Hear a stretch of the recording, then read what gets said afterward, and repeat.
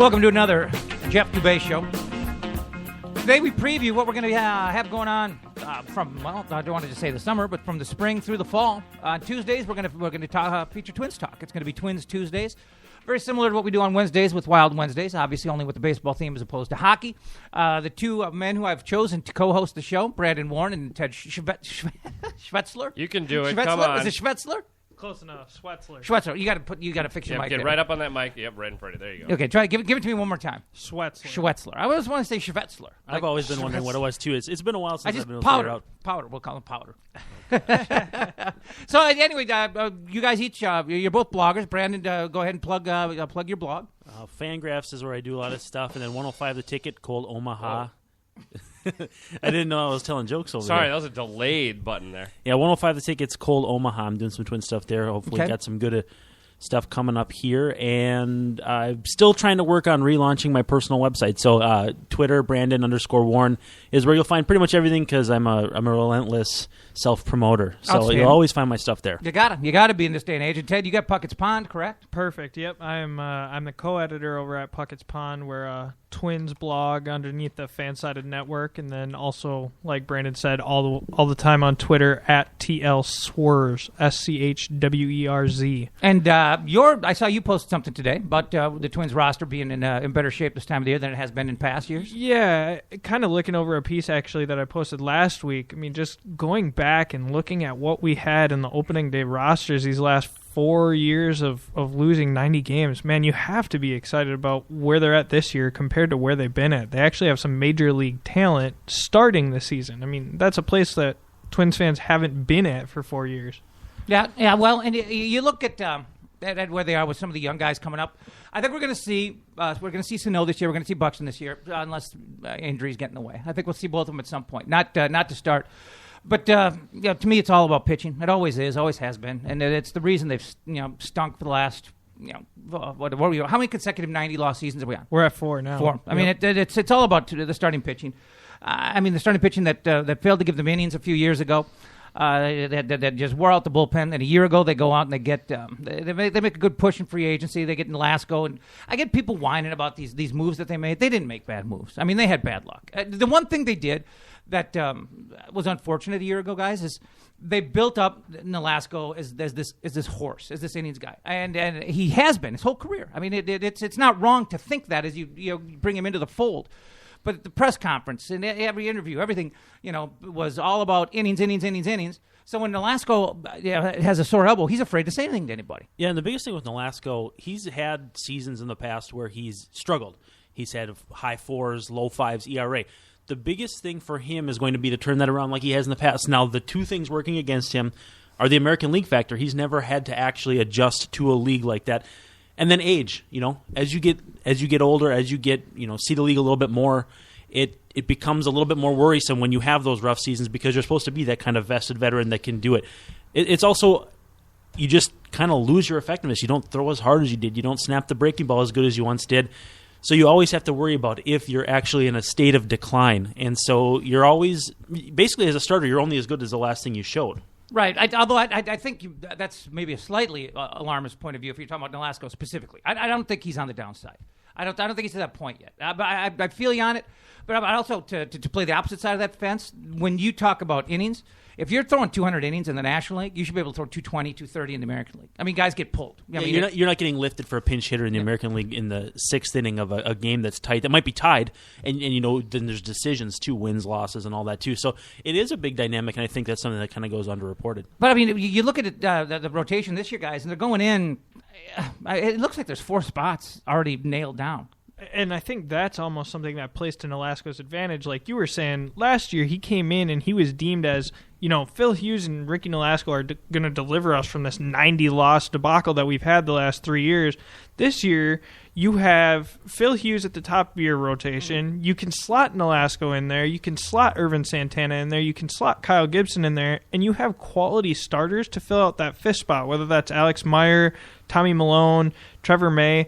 I mean, yeah, okay, Trevor May struggled last year in his brief time with the Twins, but those are all quality Major League starters. We don't have a Cole DeVries or somebody like that filling out a rotation. Exactly, yeah. The strange thing, too, was that the Twins made the big splash with Nolasco, and Hughes kind of went under the radar, and then they flip-flopped. You basically got what you were expecting out of Nolasco from Hughes, whereas Hughes was supposed to be a total wild card, whether he would pitch better outside of New York, whether he would pitch better in a better ballpark. And so basically they flip-flopped, and now you hope it doesn't go back the other direction, or that they both find somewhere that they're not only competent but comfortable. Well, when I was when these moves were made last year, I'm not going to lie to you, Hughes was the guy that I was excited about. As a matter of fact, when they were shopping Santana, I mean, I was hoping that it was going to be a deal involving the Yankees and getting Phil Hughes, and it was not. Obviously, it was a bunch of crap from the Mets. But I mean, that's going back to when Hughes was just coming up. He was there. He was the prize of the Yankees farm system. And we've seen a lot of guys. We've seen a lot of guys with a lot of talent, just not pitch well. Under the bright lights on that big stage, and I kind of thought that would be kind of Hughes' deal. You get him out of New York, and he's a different guy. I mean, he had a historically good year last year. I mean, his strikeout. It was a strikeout to walk ratio was like historically good. I mean, and you can't expect best in history. Yeah, 140 years. It was just outrageous. So you can't expect that. But you also don't need that. I mean, you don't have to be that extreme. But I mean, I think he's the kind of guy who year in, year out should give you 15 wins and 200 innings. I mean, if he's healthy, I don't see any reason why he can't be that guy. He's got that kind of stuff. He really does. The biggest thing for him was playing the percentages. When you break down the splits in baseball, the first pitch strike, and you look at the outcomes after the first pitch strike versus the first pitch ball are huge. Sure. So when you pound the strike zone with even decent stuff, now Hughes has got pretty good stuff, throws in the low 90s, has a pretty good cutter, and he kind of pared down and just decided he was going to throw 3 pitches and show guys what he had in the strike zone. When you pound the strike zone like that, the margin for error grows exponentially when you show that ability, and that's exactly what he did. Hey, I'm just going back and looking at some of Nolasco's numbers. It took me a little longer to get there than I wanted it to. But you look at the innings. 2011 he had 206. 2012 he dipped to 191, and in 2013 between a couple of different teams he had 199. So he's always right around the 280 mark. He's not like you don't see a lot of 230 plus or 220 plus inning guys, especially in the National League. But he was always hovering around that 200 inning mark. And then of course last year, with the injury, went for 159 innings, an ERA of 5.38, but a career ERA of 4.48. And those last 3 years before he came here were pretty decent. Well, 2013 is a split between. 2013 was a pretty good year between LA and Miami. He did some good things there. Kept the ERA at 3.37. Combined between the two teams. And again, ERA should be a little lower in the National League. Well, you're facing weaker lineups. Yeah, and they're looking for a marriage between innings and quality. They, that first go-around when they had to patch that rotation together, and they signed Mike Pelfrey, and they signed Kevin Correa, and everyone was upset. But what they were looking for was someone to stem the tide until the kids would come up. You need somebody that gives you those innings, because like it or not, there's a finite number of innings you play in 162 games that you need to fill, whether it's with good pitchers, bad pitchers, or otherwise. And so they did that in a financially stable way that wasn't going to hamstring their future. Now, Nolasco kind of flips the bill there, because if he doesn't turn it around, that's a pretty ugly contract moving forward. Well, I think he will. I'm not concerned about him. But you know who I am concerned about? It is a guy that I was really glad they re-signed, Mike Pelfrey, because I thought, it's always the second year back from Tommy John, or typically. We can't say always now, because Pelfrey was garbage his second year back. I mean, he was hurt. But I thought we saw, in his first year back, we saw a typical first year back from Tommy John kind of a guy. He struggled early, but right around, I want to say July, it was just right in the middle of the season, just past the All-Star break, he hit a group, and you could see he was popping at 94. He had the movement. It was darting a little bit with a two-seamer, and you could see it was coming back. It was coming back, and I thought to myself, why'd they sign this guy to a one-year deal? Because everybody knows it's that first year you're going to take the lumps, and then somebody else is going to scoop them up, and they're going to get all the benefit from that second year. So we went out and signed him up again. I thought, good move. And he gave him nothing last year. I mean, he gave them less than nothing last year. And I think Pelfrey going forward is somebody that's tough to project, because he's somebody that fits everywhere but really fits nowhere. I mean, as a fifth starter, if Pelfrey beats out the likes of Meyer and Malone, sure, great. That's a good situation. Like you're saying, you want a quality fifth starter. If he's in the bullpen, is he a long relief guy? We kind of just signed Tim Stauffer to be that. Yeah. And is he a Wade Davis? You don't know. How many more years did they signed Pelfrey to? Yeah, he has. This is last season. Yeah, it is an odd spot for him right now, because to be honest with you, going forward, wouldn't you want to see one of the kids? Don't you want to see May or Meyer in that spot? No, and I'm not crazy about Pelfrey. I mean, I didn't like him as a Met just because he was a ground ball guy. I'm more of a strikeout guy, and he's a big thoroughbred guy that you think should be throwing 94, 95, striking people out, first-round draft pick, and you come out and you're throwing low 90s and you're getting ground balls, you're striking out 4.5 per 9 innings. It didn't make sense to me. Now, the guy that I keep coming back to, and it's a very similar skill set as Luke Hochevar, who missed last season with Kansas City. First-round draft pick, was not a very good starter. The Royals said, what the heck, we got this guy, throw him in the bullpen, and he starts throwing 97, striking everybody out. I think Pelfrey can do that kind of thing. When you look at the high-end velocity he exhibits on individual pitch basis where he hits 96, 97, you throw him in the bullpen, he starts doing that an inning at a time. You pick his best secondary pitch, and you say, throw your fastball, throw your splitter, and go to work. You got 1 year to prove that you can do it, and we'll start you on the low end. You'll throw low leverage innings. You'll throw the 5th, 6th inning when the guys hit the showers, and you go from there. That's how Glenn Perkins started when he barely made the team in like 2011 or 2012 and worked his way up from there. Now he's one of the best closers in the American League. I think that's where I'm at with him right now because you're already paying Tommy Malone and you got 2 kids you want to look at in the rotation too. Besides Tim Stauffer, who I wrote today, I don't think he's going to be a starter either. But I'm a bullpen Pelfrey guy through and through. Yeah, I'm with you. I think it's a solid move. And he's going to come in and throw strikes. You got to have a guy in the bullpen who's going to come in and throw strikes. The guy who I can't make up my mind on. I'm not giving up on him by any stretch. But Gibson hasn't come in and lit it up. He's been solid. I mean, 13-12 last year, on a team with a losing record, and an ERA just a little over 4, close to 4.5 actually. It's not a disaster, but I was hoping for a little more, especially when you watched him not a year ago, when he came up in 13. The problem I had is you'd see the sinker flatten out, and if you're going, he's not a power guy. He's hard to define because he's a hard sinker baller. I mean, it's not. He's kind of like Pelfrey, to be honest with you. I mean, he's very style-wise, very similar to Pelfrey. I mean, he's not going to blow people away, but he's also not throwing, he's not Blackburn. He's not throwing a 91-mile-an-hour sinker either. I mean, he's up there throwing at 93, 94. But I don't know what it is. I expected him to come in and be a little more dominant, a little more of a power guy. And I'm not exactly sure what to make of Gibson. I'm not sure that, I want him in the rotation, but I'm not sure that he should have a spot set aside for him. Yeah, I wrote him up a couple weeks ago for Fangraphs, and the biggest thing for me is the further he gets from Tommy John surgery, the more his secondary stuff picks up crispness. When you look at his sinker and his slider and the splits on that, basically you got 2 pitches that break in opposite directions, correct, direct opposite directions. So when you've got one going, if you get the other going, you can be very difficult. And his slider was much crisper, later in the year last year. Now, the biggest thing with him as well, he's got a really good changeup, and Neil Allen came over from Tampa. They love changeups, so that's going to be a big thing to watch him develop. The one other thing, I keep saying one thing, that I observed with him too was when you look at his losses and wins, in his wins he had an ERA of like 1.5, and in his losses it was like 11.5. Now lower and higher actually, yeah, under 1 I think. That might be right. 12, yeah. And so the crazy thing is, obviously when you win you're going to be better, when you lose you're going to be worse. Right. But the league average splits were like 3.0 and 8.0, and he's way, way out there. So it's a matter of just repeating whatever it is that makes him successful and kind of honing in on those marks when you might see a guy with a 4.0 ERA that throws 200 innings and can be a horse. He's obviously got the big, strong, sturdy body to throw those kind of innings. Absolutely. But he's got to do something that is going to keep him healthy because, once you have those elbow injuries, that's always in the back of your mind and that's always going to be a factor. But I think he's a guy who, when he starts getting that slider going, you might see some more strikeouts, and the changeup is going to be a wild card. Hey, let's take our first break. We're talking a little Twins baseball. It's a Twins Tuesday. This is just kind of a preview of what we're going to be doing this season on Tuesdays. When do you guys think we should pick it up on a regular basis? They go to camp in a couple of weeks. I don't know, late February maybe? Yeah. What do you think? Late February, early March? That's about the time they're coming north. But maybe a little early, maybe around Valentine's Day, kind of get it halfway through spring training. But each Tuesday, if you're looking for some Twins talk, Twins baseball, get it right here on the Jeff Dubay Show.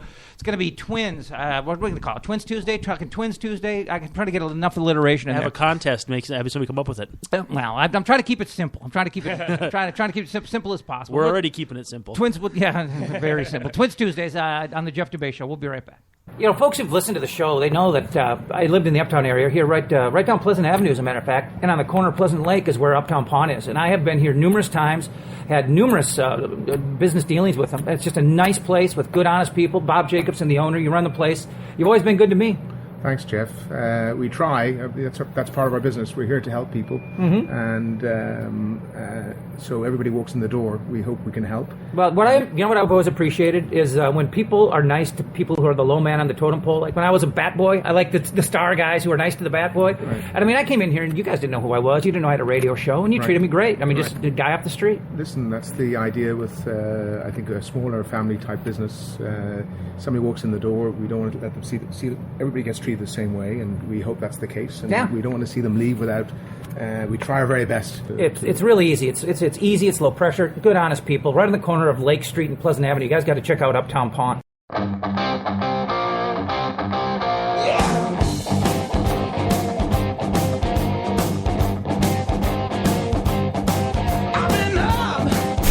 Oh, there I am.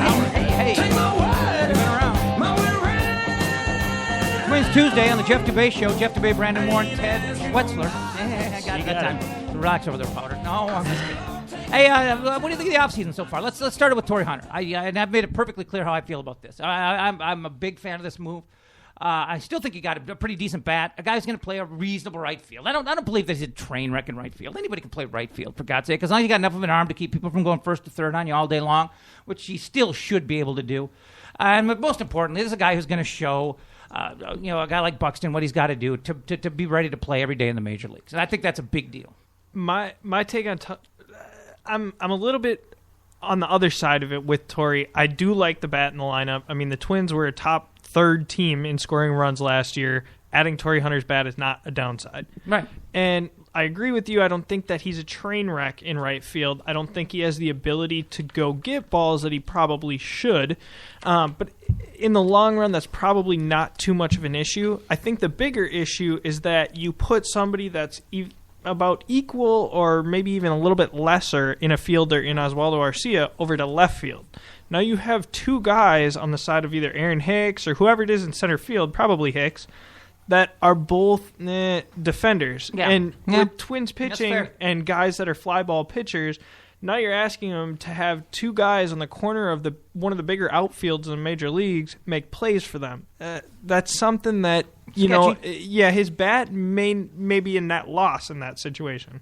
Yeah, it's a little sketchy. I mean, defensively, there's no doubt about it. And Arcia, he can be a bit of a train wreck. I mean, I'm never going to get the fly ball down the left field line in Tampa that hit him in the head. Who knows how long he's there? I mean, we've already heard that he's having back issues down in Venezuela.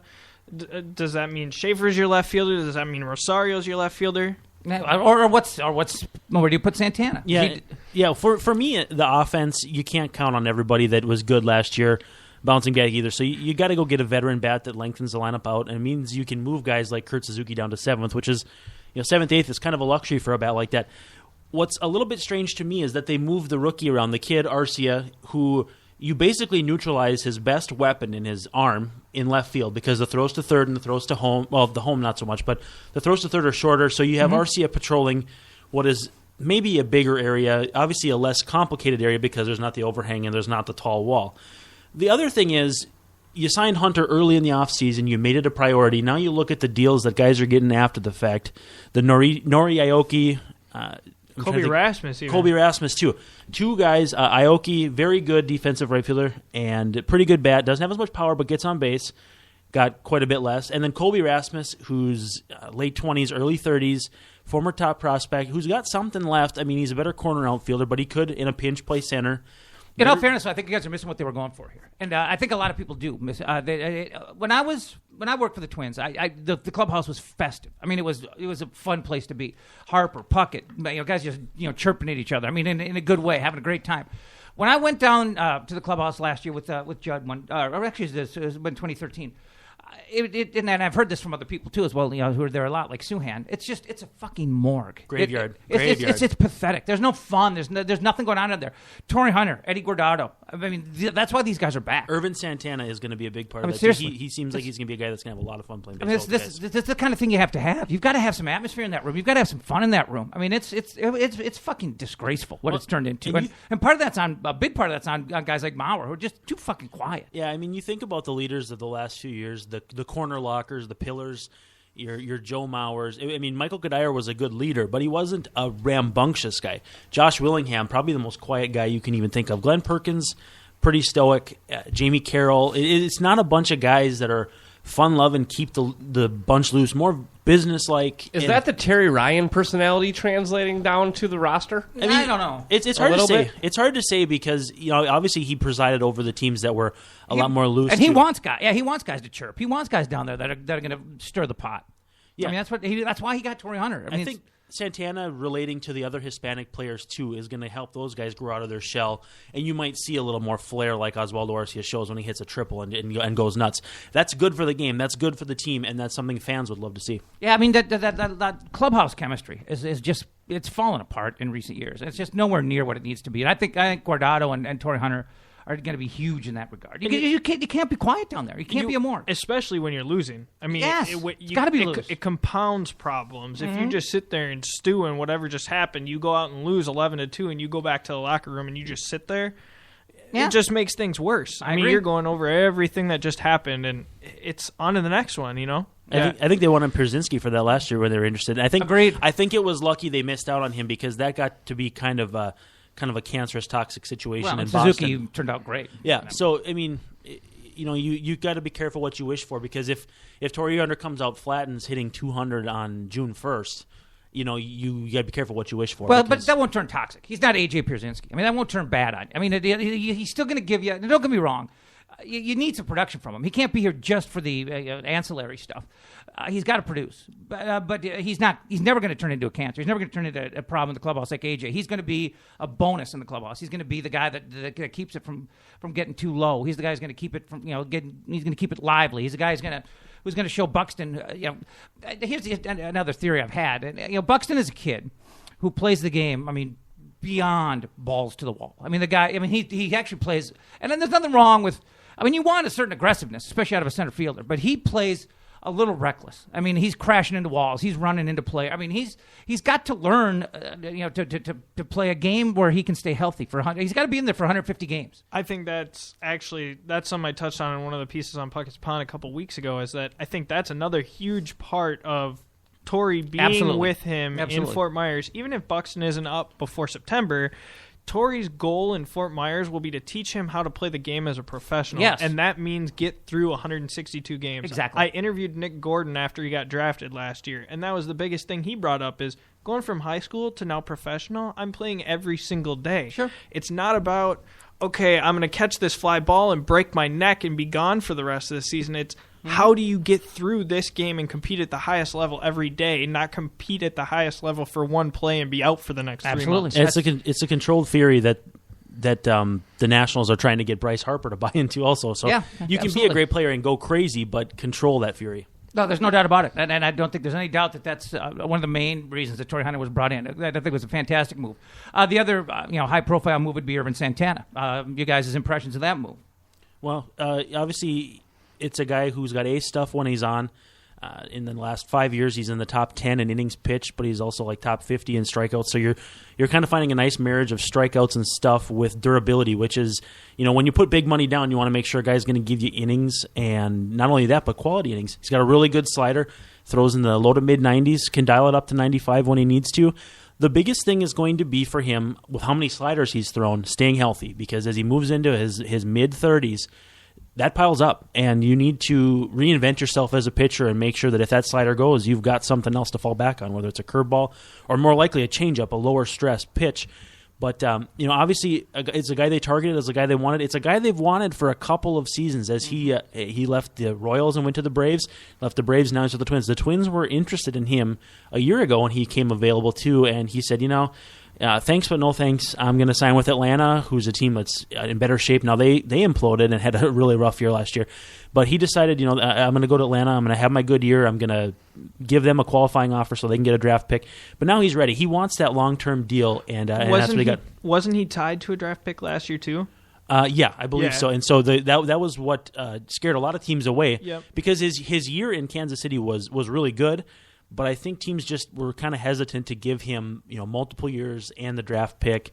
And it's kind of weird how much that changed in a year when he had a typical Irvin Santana season in Atlanta last year. He had the last 2 years. He's been very solid. The year he had in Kansas City in 2013 was really impressive. I mean, a 3.24 ERA. 211 innings. I mean, he had a really nice inning, really nice season in Kansas City in 2013.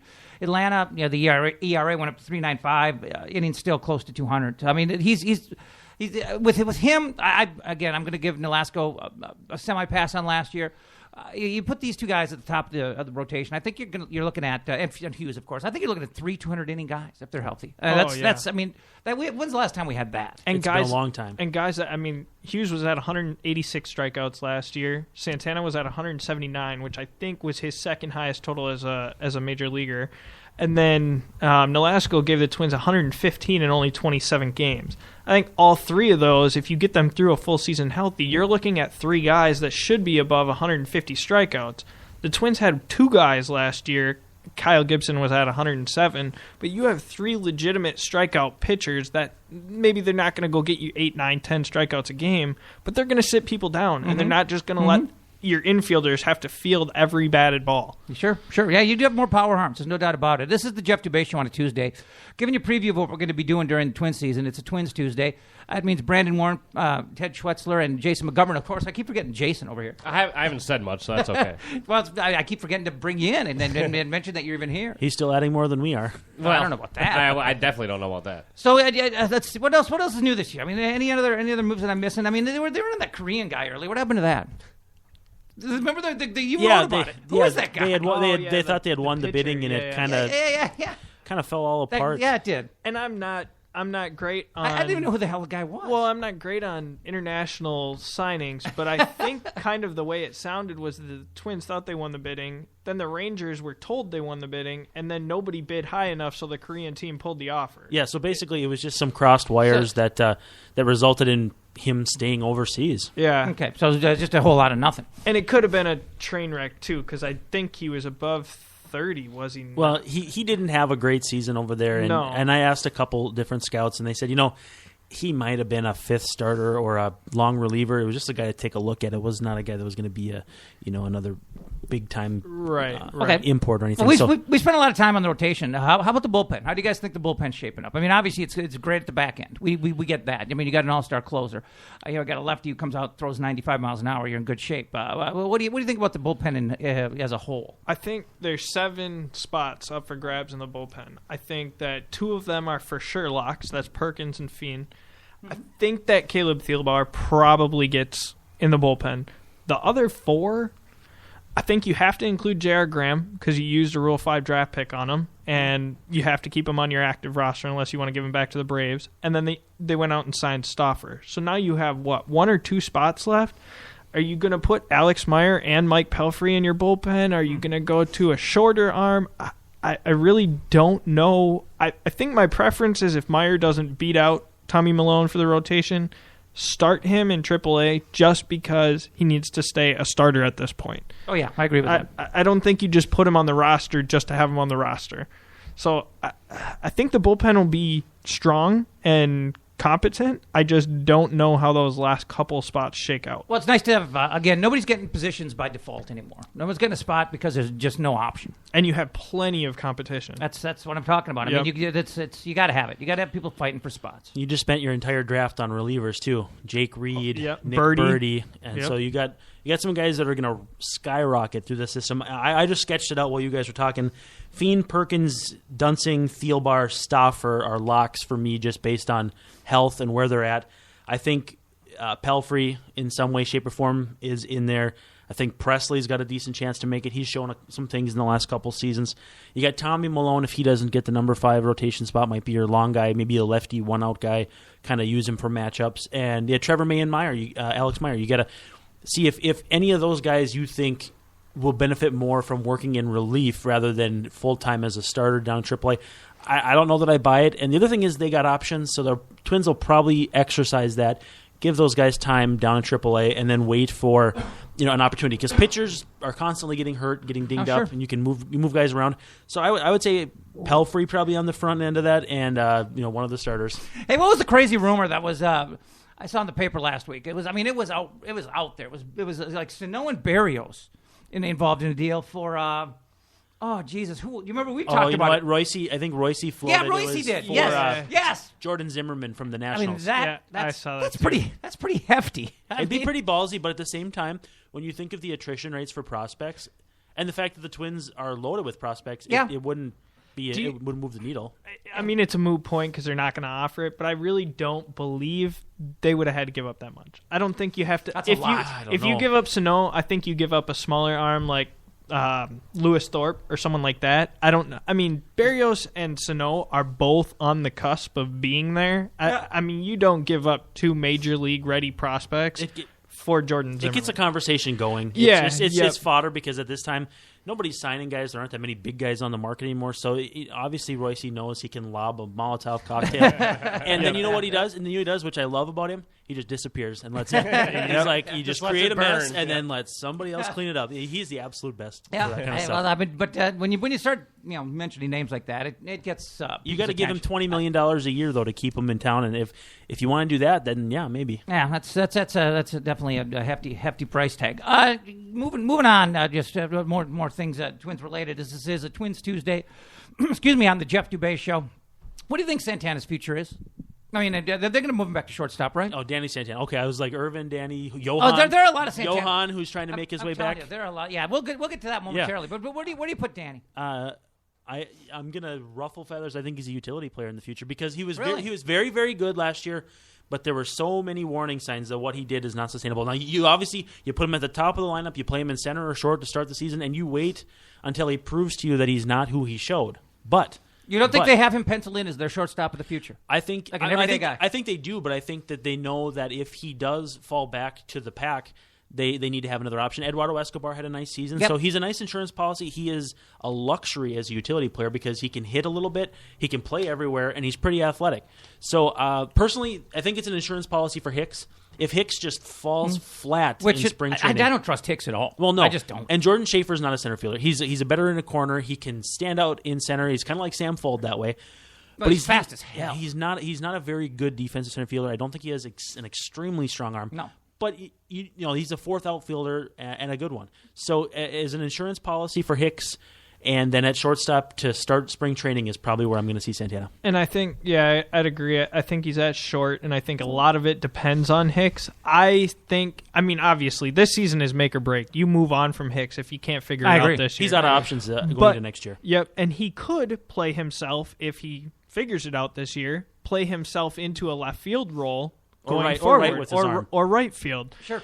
Kind of depending on what they want to do with Eddie Rosario, too, who has turned it on in the Arizona Fall League. But Hicks, at the end of the season last year, after being demoted to AA, hit in AA, hit in AAA, just like he did the rest of his minor league career. So if he can figure that out at the major league level, it gives them some flexibility. The biggest thing for him at AAA was it was the first time he'd ever played extensively at AAA. Correct, yep. He jumped from AA. It was kind of like Jackie Bradley Jr. for the Red Sox. Jumped straight from AA and then floundered for 2 months. I think he's an example of why people are always getting on a guy like Terry Ryan for being careful with people, saying we don't want to rush this guy. We want to make sure he's ready. We want to get him to stop at every whatever. And people say, just go ahead and call up Buxton. Go ahead and call up Sano. But then a guy comes up like Hicks, who's was he not a first round pick? He was a high pick. He was a top 100 prospect and a toolsy player. Toolsy player. When those tools need time to develop, Torrey Hunter took a long time to develop. So he wasn't great out of the gate.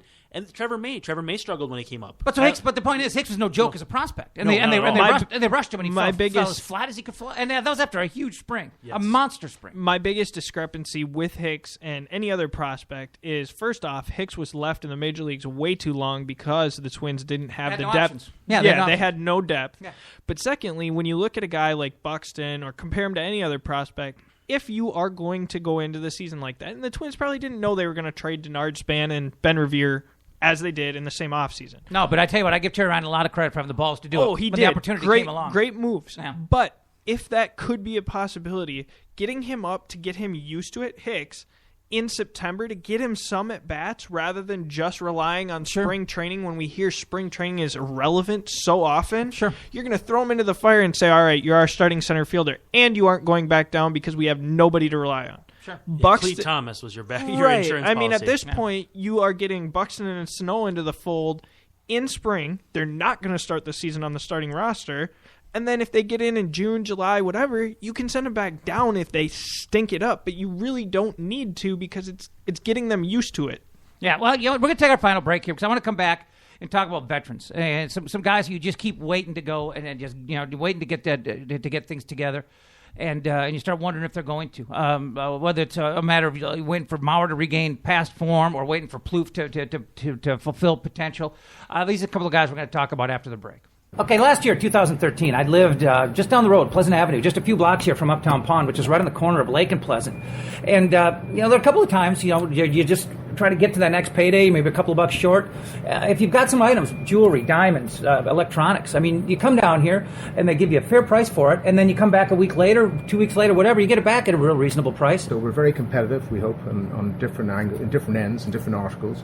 Computers, electronics, TVs, jewelry.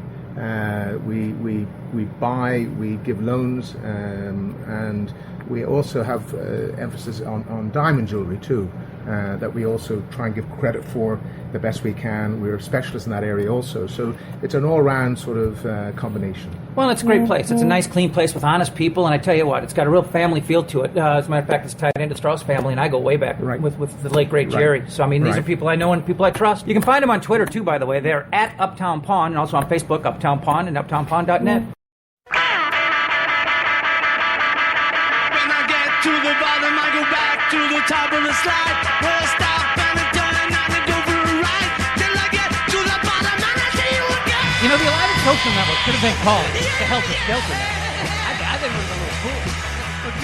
The Alive and Social Network is in full flight these days with a number of new shows that I can't keep up. I mean, it started out 4 months ago with me and Sean Bernard sitting at Devil's Advocate, and then a few days later, Jason McGovern jumped on, and that was the second show with the Pubecast. And since then, I mean, there's like 10, 12 shows, and I can't keep up. And they're all at aliveandsocial.com, new website that's got everything you need to know. That's perfect. I got to check it out sometime. Did they get rid of the nude photos of me? No, those are still up there right on the main page. So fucking Jump embarrassing. in. Clickbait. So embarrassing.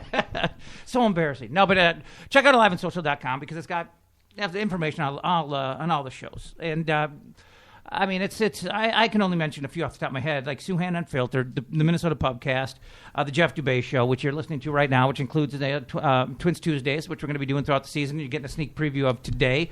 The Sexcast, Minnesota Sexcast, or no, the Great Northern Sexcast. There you go. With Kelly Guest. You got to go to aliveandsocial.com. Yeah. You can't expect me to remember them all because there's just too many. There's too many of them. But we've all moved into the new Southside studios. Not that we're not going to be still doing some live shows from time to time. Suhan Unfiltered was at the local yesterday, I believe. I think so, yeah. So he's still doing his live gigs. We got some live stuff coming up, too, as a matter of fact. And the Pubcast is still at O'Gara's on Thursday nice. nights. Very so we're nice. still there 5 to 6 at O'Gara's on Thursdays. And we got a couple things in the works to get the Jeff Dubay Show back out in public in the very near future as well. Guys, last year, when the move was made, they made the announcement that to nobody's surprise that Mauer was moving to first base. I loved it for a number of reasons. Just number one, I thought, well, okay, he's going to get it. He's going to stay healthy and stay in the lineup. If you can't stay healthy at first base, you can't stay healthy in Major League Baseball. He didn't. I also thought that he was going to add some power, and that he would. I thought this is a guy that he would add some muscle and add some power, start driving the ball a little bit more, and that the power numbers would go up. I mean, none of these things happened. None of these things came to fruition. Now, it was only 1 year, and I don't want to completely jump off the bandwagon on the experiment because first, this is where he belongs. But I tell you what, I'm starting to lose faith that maybe the guy just is too much of a glass body. I mean, if you can't stay healthy at first base, you can't stay healthy in Major League Baseball. So, as far as health is concerned, that, I think, is the one place that you can continue to knock Mauer and say, why can't you figure this out? Yes. You have to be like we were talking about with Hunter, you have to be a professional and be on the field. That said, I think that he is a huge candidate to bounce back this year because of a couple things that he had brought up throughout the season. Sitting behind the plate, he had a full inning almost every game where he was seeing strike zones, framing pitches, understanding the way the umpire was going to call a game prior to even stepping in the batter's box. Sure. He no longer had that last year. I think it was Twins Fest that he was saying his strikeouts have gone up because the strike zone's gotten bigger and pitchers are throwing harder. Mm-hmm. Okay, fine. Those are excuses, but it is legitimate to say when you're sitting behind the zone, you have a firm grasp on what you're looking at for a pitch before you step in. He didn't have that last year, and he wasn't in the lineup enough to get that rhythm. If he can stay healthy and now knows how to attack the zone without seeing it first, we should see some of those things go back up. I expected stronger legs. I expected more power, just like you did, and durability. I think the elephant in the room that was never addressed was that maybe he wasn't completely healthy when he started the season. I think he was still experiencing some issues, maybe with depth perception and that kind of thing, to where I think he felt pressure to play, not only because of the salary and the new position, but just because the Twins team has been so bad. I think that injury that sidelined him, I believe it was an oblique, cost him about 40 games. I think that was a good time for him to clear his head. I think not only not playing, I think it healed his oblique, but I think he had time off too, where anything that might have been bothering him in the first half might have improved. It's obviously it's kind of a reach. It's kind of me seeking out a narrative that fits the fact that I want him to be a better player. But when he came back, he was decidedly more Mauer-like. Had like a 400 on base percentage, hit some more doubles, hit some more power. I think he had some more home runs too. Not obviously very many. But he looked more Mauer-like down the stretch after he missed those 39 or 40 games, and it gave you at least some hope. Now, he's going into his age 32 season, so he's certainly not out of the prime, but he's very much on the tail end of his prime. And I think what's going to be sad is when you look back on Joe Mauer's career in his prime, which is the ages like 26, 28, 30 season, and you see 490 loss, maybe 5 if they're really bad this year, which I don't see happening, campaigns, you're just going to look at Joe Mauer's prime, and everybody's going to remember, man, the Twins stunk when Joe Mauer was at his best, and that's going to be really disappointing. Well, I mean, they were pretty good when he was the MVP. Yeah, but I mean, even then, you were wondering, what is he still capable of? And now you know what he was capable of, and you know what you think he might be capable of again, which is high batting average, high on base percentage, not that much power. But there's no chance he'll ever do what he did in 2009, for instance. If he was in the Dome, he might. To be honest with you, yeah. I mean, this ballpark just isn't suited for left-handed power. No, and his swing, even to the opposite field, is more conducive to doubles. Yep. He splits that left center gap like nobody you've ever seen. Yep. And so hopefully he can get back to doing that again. He can slug 450, get on base 400%, 400 slugging get on base percentage. Sorry, I'm kind of stumbling over myself here, but. Even if he can get back to like an 800, 850 OPS with good defense at first base, that's an asset. It's not worth $27 million a year, but when you signed the deal, you don't know what happens in the future, and he's locked in. Well, and Ted, like you said, this could be a bounce-back season. I mean, at first base, he should get at-bats. I mean, he should be in the lineup, and he should get at-bats. And looking at their roster construction, the Twins need him to. I mean, I was just kind of looking over the 25-man, even the 40-man the other day. Mm-hmm. They have no help there. I mean, Kenny Vargas is slated to be their designated hitter. He's not an ideal first baseman. He's kind of, a rough around the edges first baseman. Mm-hmm. Behind him, the Twins have no first baseman answer in their minor league system. Unless you move Trevor Plouffe over or somebody like that, or move Sano over, but you don't have a first base answer in your system. Hear me out. Josmiel Pinto, backup first baseman. If he can't catch, you got to try something else. Yeah, well, he's got the bat. He can hit. That's true. That's the only other guy. I mean, first base league-wide, you saw Moneyball. First base isn't that hard. It's you incredibly can create hard. it. You can find somebody to play first base, throw it over there, and figure it out. It's obviously easier than catching, and so I wouldn't worry too much. I wouldn't fret too much. Chris Parmalee obviously is gone. Signed with the Orioles yesterday, I believe. So it's I'll miss him. Yeah, right. Exactly. It was funny when you guys played Tush and that. The coming out of that break, that was his walk-up song. Made me think of the fact that he signed with the Orioles yesterday. So, obviously, there's going to be a little lack of depth behind him. So they're going to need to get 100 and some odd games out of him, 150 preferably. But there's no evidence that that's going to happen. When the first time you ever set eyes on Kenneth Vargas, were you shocked at how much he looked like a young David Ortiz? It blows my mind. I mean, it's almost spooky. I think he might be one of David's love children. I mean, it's quite possible. It's dangerous to let your mind think that way, but it's exactly where you go to every single time, just because it's the similarities are striking. Yeah. Aside from being Even the swing. aside from being a switch hitter, which Vargas is, the power is prodigious. I don't know if he'll ever walk like Ortiz does, but you know what? Sometimes walks are a function of respect for you rather than your respect for the Well, if shortstop. the Twins give up on him and he goes somewhere else and becomes a Hall of Famer, it'll be uncanny. At that point, man. it'll be just too much. It'll be too much. Screw that. I mean, and Ortiz is. He's a first ballot Hall of Famer. Yeah, he's I mean, going to get in. He's unless the steroid stuff hangs over his head, he's going to get in. Yeah. That's always the wild card that you just never quite know about. Trevor Plouffe, I've given up on him being anything other than just a Band-Aid. I mean, there was a time a couple of years ago where I thought, you know what? Given a corner infield spot, the chance to play every day, this could be a 30 home run guy. I'm past that. I'm over that. The power is there, and you know what?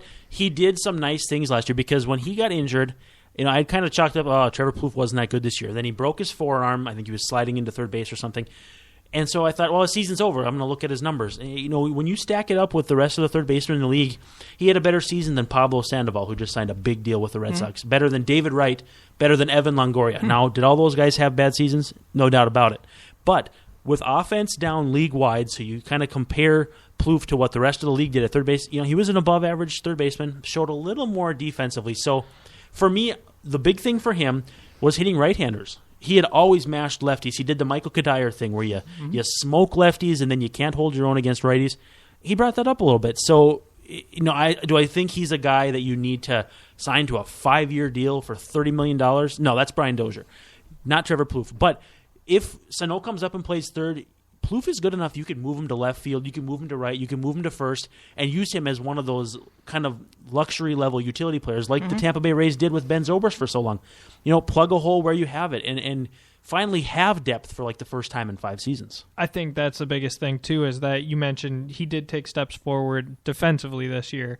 Or last year, sorry. And I think it helps him, like you said, play into a utility role. That's probably the most replaceable position on the Twins right now.